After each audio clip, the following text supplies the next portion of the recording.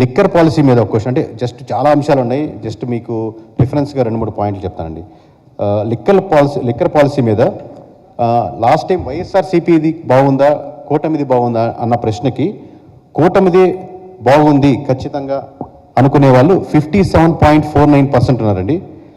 అదే వైఎస్ఆర్సీపీ నుంచి అపోజ్ చేసేవాళ్ళు 42.90, వైఎస్ఆర్సీపీ నుంచి స్ట్రాంగ్లీ అపోజ్ చేసేవాళ్ళు, సంవాట్ అపోజ్ చేసేవాళ్ళు, అంటే వైఎస్ఆర్సీపీ తరపు నుంచి వీళ్ళు 42.90 ఉన్నారు. ఇక్కడ లిక్కర్లో 2 రకాలు ఉన్నాయండి. లిక్కర్ పాలసీని సపోర్ట్ చేసే వాళ్ళు ఎక్కువ ఉన్నారు.